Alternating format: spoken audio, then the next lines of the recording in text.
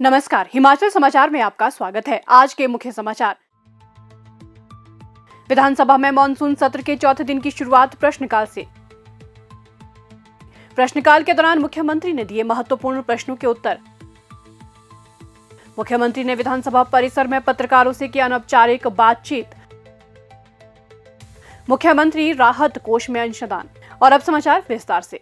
विधानसभा में मॉनसून सत्र के चौथे दिन की शुरुआत प्रश्नकाल से हुई। प्रश्नकाल के दौरान मुख्यमंत्री ने कई महत्वपूर्ण प्रश्नों के उत्तर दिए। प्रदेश के विभिन्न विभागों में कार्यरत अधिकारियों एवं कर्मचारियों के महंगाई भत्ते से संबंधित पूछे गए एक प्रश्न के उत्तर में मुख्यमंत्री ने कहा, टीए देना हमारा कर्तव्य भी है और दायित्व भी है, और निश्चित रूप से सरकारी कर्मचारी और अधिकारियों का डीए लंबित है।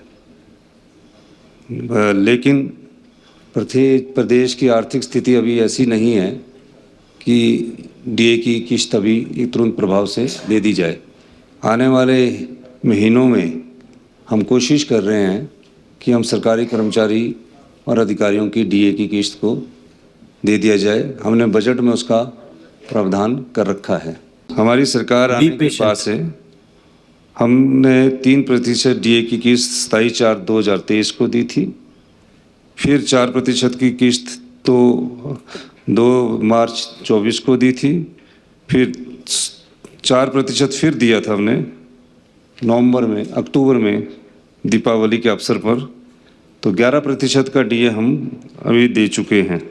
जो इस साल का है वो भी अभी प्रक्रिया जारी है, और आने वाले समय में जो हमने बजट में घोषणा की है उस डीए की किस्त को दे दिया जाएगा। लेकिन मैं एक चीज़ और बोलना चाहता हूं, जो इन्होंने पहले की 4 लाइनें बोली कि वर्तमान सरकार कर्मचारियों को के सहयोग से आई है। बिल्कुल सही कहा इन्होंने, इसमें कोई दो राय नहीं है।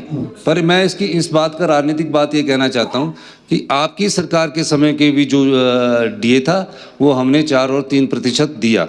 और मैं ये कहना चाहता हूँ, 6th पे कमीशन सरकारी कर्मचारी अधिकारियों को पिछली सरकार ने दे दिया चुनावों से 6 महीने पहले। और क्या किया, 10,000 करोड़ रुपए का एरियर अभी तक नहीं दिया। और उस समय हिमाचल प्रदेश की स्थिति ऐसी थी कि आरडीजी के रूप में 10,000 करोड़ रुपया 11,000 करोड़ रुपया मिलता था। इस साल हमें आरडीजी के रूप में सिर्फ 3200 करोड़ रुपया मिला, यानी कि 8,000 करोड़ रुपया हमें आरडीजी के रूप में अभी तक नहीं मिल पा रहा है, क्योंकि वो इनको पहले 3 साल में 11,000, 10,000 और 11,000 करोड़ ही लेते गए। इन्होंने एरियर नहीं दिया, जबकि एरियर दे सकते थे, पूरा एरियर दे सकते थे। अब हम उनका एरियर भी दे रहे हैं। हम सभी वर्गों का सम्मान ख्याल रखते हुए हमने कहा कि पहले 75 साल से ऊपर के जितने कर्मचारी है उनका एरियर भी दो। फिर 70 से 75 साल के कर्मचारी है, हमने हाई कोर्ट में बोला है कि हम उसका भी एरियर दे रहे। जब हम सब चीज़ों को सेटल कर रहे हैं तो आने वाले समय में जब बजट में घोषणा की है हम उसको देंगे। बजट मार्च में 31 मार्च 2026 को ख़त्म होगा ना, हम उसको जो हमने डीए का बोला है वो हम देंगे। और जैसे ही हमारी स्थिति थोड़ी और ठीक होती है, मैं दावे के साथ कह सकता हूं कि हमारी सरकार कर्मचारी अधिकारियों का जो भी एरियर बनता होगा वो भी हम देंगे।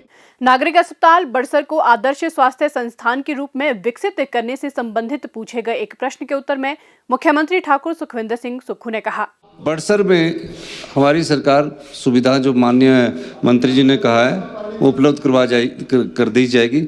हम ये कहना चाह रहे हैं कि हमने आदर्श स्वास्थ्य संस्थान एक नई सोच के साथ बनाए हैं, और उसमें डॉक्टर मेडिसिन का भी होगा, सर्जरी का भी होगा। मैं इस सदन में ये आश्वासन देना चाहता हूँ कि आने वाले एक साल के भीतर हम एमओ सर्जरी और जितने भी एमओ जो स्पेशलिस्ट हैं उनकी भर्ती करेंगे, और इन संस्थानों को मजबूती प्रदान करने के लिए हम आगे बढ़ेंगे, ताकि मेडिकल कॉलेज पर इसका बहुत ज़्यादा भार ना पड़े। इस दृष्टि से हमारी सरकार आने वाले समय विचार रखती है। शून्यकाल के दौरान श्री आरएस बाली विधायक नगरोटा बगवां द्वारा उठाए गए मामले पर मुख्यमंत्री ने कहा, कल एक सवाल के जवाब में मंत्रिमंडल के सदस्यों से संबंधित बिजली के बिल से संबंधित बात आई। रघुवीर बाली जी मेरे पास आए और उन्होंने कहा कि ये जो मेरा बिल दिखाया गया है ये गलत है। तो मैंने अधिकारियों से बात की उन्होंने कहा कि बिल जो है वो पीडब्ल्यूडी डिपार्टमेंट देता है, और इसके बिल की जो वो चाहे मेरा भी था, वो पीडब्ल्यूडी डिपार्टमेंट ने पिछला एरियर जोड़कर, पिछले कई सालों का एरियर जोड़ के उसको ठीक किया, क्योंकि हम जब से बिलों की रेक्टिफिकेशंस कर रहे, वेरिफिकेशन कर रहे, तो इस प्रकार की बातें कई सामने आ रही है। तो उस संदर्भ में बाली जी के बिल का जो थी राशि गलती से 1,68,000 के स्थान पर 6,78,892 दिखाई गई, या विभाग के स्तर पर गलती हुई, जिससे ठीक करके माननीय सदन को दे दिया जाएगा। यह आज गलती बिल जो है, जितने भी मिनिस्टर्स के बिल्स हैं वो पे करती है पीडब्ल्यूडी, और बिल जो दिखाया गया था बिजली विभाग द्वारा दिखाया गया था। और इसी संदर्भ में मेरा भी जो बिल है, जो मेरा भी, वो 3,76,000 रुपया दिखाया गया था, और 1/24 से 2/25 तक 14 महीने के ये बिल दिखाए गए थे। यानी कि बाली जी के जो बिल है वो गलती से 6,78,000 दिखाया गया, जबकि 1,68,000 14 महीने का बिल है। तो यानी कि पर मंथ का इनका बिल होगा 8-9 हज़ार रुपये का, क्योंकि सब्सिडी रैशनलाइजेशन के बाद ये कर, जब इसकी रेक्टिफिकेशन करने लगे तो बिजली विभाग ने पूरी रेक्टिफिकेशन की और कहा कि ये पिछला जो बिल है, जो बिजली कंजम्पशन हुई है, चाहे ओवर में हुई है, चाहे किसी मिनिस्टर के वहाँ कंजम्पशन हुई है, उसका पिछला एरियर जोड़ के इन्होंने ये सारा दिखाया ओवर के नाम से। ओवर में भी जहाँ मुख्यमंत्री निवास है, इसमें भी 1/2024 से लेकर 2/2025 तक 3,76,000 का कल इन्होंने बिल दर्शाया बिजली डिपार्टमेंट ने, जबकि एक्चुअल बिल उसका आया है 14 महीने में 1,43,000 रुपया। तो ये थोड़ी सी करेक्शंस थी जो कि गलती से इनको दिखाई गई। गलती का कारण क्या रहा? क्वेश्चन बिजली विभाग का था, लेकिन बिल पेमेंट कौन करता था? PWD department. जितने भी मिनिस्टर्स की अकोमोडेशंस है या गवर्नमेंट की कोई भी जीएडी की अकोमोडेशंस होती है, उसके सारे बिल पे करती है आपकी पीडब्ल्यूडी डिपार्टमेंट। पीडब्ल्यूडी डिपार्टमेंट ने जब सब्सिडी छोड़ी और सब प्रकार से इसको ठीक किया, उस समय के एरियर के तहत ये बिल दिखाया गया। इसको करेक्ट किया जाए, और अगर किसी ने जानबूझकर गलती की होगी, जैसे बाले जी को कोई लग रहा है, तो हम उसके खिलाफ एक्शन लें। मुख्यमंत्री ठाकुर सुखविंदर सिंह सुक्खू ने आज विधानसभा परिसर में पत्रकारों से अनौपचारिक बातचीत करते हुए कहा, कर्मचारियों पर लाठीचार्ज करने वाले, कर्मचारियों पर पानी की बौछारें करने वाले जब सत्ता पक्ष से हटकर विपक्ष में गए, तब कर्मचारियों की याद आ रही। कर्मचारियों को ओल्ड पेंशन स्कीम ना देने वाले और जो सरकार की एडिशनल बोरिंग है 1600 करोड़, उसको रुकवाने वाले आज कर्मचारियों के भत्तों के नाम पर वॉकआउट कर रहे हैं। वॉकआउट सिर्फ ध्यान बांटने की कला है। कर्मचारियों के डीए से इनको कुछ नहीं लेना है। हमने जब से हमारी सरकार आई है 11% के करीब हमने कर्मचारी अधिकारियों को डीए दिया है। और मैं आपको ये बताना चाहता हूँ कि पहली कैबिनेट में हमने सरकारी कर्मचारी और अधिकारियों को ओल्ड पेंशन स्कीम दी। ओल्ड पेंशन स्कीम देने के बाद विपक्ष के कहने पर, भारतीय जनता पार्टी के कहने पर, हमारी जो एडिशनल बोरिंग 1600 करोड़ रुपए की थी वो बंद कर दी गई। अब भारतीय जनता पार्टी के लोग कर्मचारियों के हितैषी बने। अगर एडिशनल बोरिंग हमारी जो 1600 करोड़ रुपए की मिल रही होती तो हमारी ये स्थिति नहीं होती। वो क्यों हुई कि हमने सरकारी कर्मचारी व अधिकारियों को ओल्ड पेंशन स्कीम दिया। फिर भी हमने अपनी अर्थव्यवस्था में सुधार किया और निश्चित रूप से प्रदेश को आत्मनिर्भर और बनाने के लिए हमने कई फैसले किए।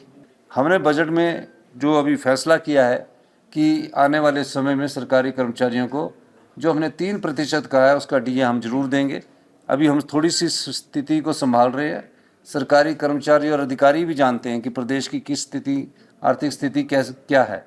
दूसरा, एनपीएस का जो पैसा पड़ा है केंद्र सरकार के पास 9,000 करोड़ रुपए का, उसमें 4,500 करोड़ तो सरकारी कर्मचारी और अधिकारियों का एनपीएस से जो पैसा कटता वो है, और जो 4,500 करोड़ रुपया हमारा आया है, जो मैंने बात की थी कि हमें उसको मिलना चाहिए, उस पर भी ये कुंडी डालकर बैठे हुए हैं। तो किसी न किसी तरह से प्रदेश के आर्थिक संसाधनों को भारतीय जनता पार्टी के कान बंद किया जा रहा है। अभी हमारा ध्यान सिर्फ ये है कि जो आपदा प्रभावित परिवार हैं उनका मदद की जाए, उनको किसी तरह इस्टेब्लिश किया जाए, सड़कों को खोला जाए। उसके बाद हमारा दायित्व ये बनता है कि जो सरकारी कर्मचारियों की देनदारी है उस देनदारी को हम धीरे धीरे कम करेंगे। और निश्चित रूप से जब बजट में मैंने घोषणा की है, बजट में उसका एलोकेशन किया है, तो हम उनको डीए जरूर देंगे। ये ठीक है कि हमने कब जून की जगह हमने कहा था, लेकिन उस समय हमारे पास इतना कर्ज का बोझ था कि वो हम देने के लायक नहीं थे। लेकिन अब धीरे धीरे ठीक हो रहा है, हम डीए की किस्त भी देंगे। लेकिन ये सब चीज़ हाथी के दांत दिखाने की कुछ और खाने की और कुछ और। ये लोग पढ़ के तो आते नहीं हैं, अपने समय का ही बता देते कि कितना दिया हुआ था। और दूसरी बात, मैं ये कहना चाहूँगा विपक्ष को, बहुत लंबा सेशन हमने इसलिए रखा है कि आप क्वेश्चंस को भी काफ़ी लंबा ले जा रहे हो, पर उसके साथ तर्क तो दिया करो। तर्क तो देते नहीं हैं, सिर्फ वॉकआउट करके राजनीतिक सुर्खियाँ बटोरने के लिए ये इस प्रकार का राजनीतिक ड्रामा करते हैं। अर्थव्यवस्था में बहुत ज़्यादा सुधार हुआ है। जल्दी ही आपके सामने घोषणा जब होगी पता लग जाएगा कि डीए की घोषणा हमने कर दी गई है। हिमाचल प्रदेश राज्य प्रदूषण नियंत्रण बोर्ड के अध्यक्ष श्री के पंत ने आज शिमला में बोर्ड की ओर से मुख्यमंत्री ठाकुर सुखविंदर सिंह सुक्खू को मुख्यमंत्री राहत कोष के लिए 2 करोड़ रुपए का चेक भेंट किया। मुख्यमंत्री राहत कोष के लिए भोरंज विधानसभा क्षेत्र के लोगों की ओर से भोरंज के विधायक श्री सुरेश कुमार ने मुख्यमंत्री को 1,71,000 रुपए का चेक भेंट किया। मुख्यमंत्री ने अंशदान के लिए आभार व्यक्त करते हुए कहा कि ये धनराशि प्रभावितों को राहत प्रदान करने में सहायक साबित होगी। हिमाचल समाचार देखने के लिए सब्सक्राइब करें यूट्यूब चैनल हिमाचल समाचार, लाइक करें Facebook page information and public relations department Himachal Pradesh और सीएमओ हिमाचल। फॉलो करें एक्स @DPRHP और सीएमओ हिमाचल। फॉलो करें इंस्टाग्राम @DIPR हिमाचल और सीएमओ हिमाचल। विजिट करें वेबसाइट www.himachalpr.gov.in। इस अंक में इतना ही। कल फिर होगी मुलाकात। दीजिए इजाजत। नमस्कार।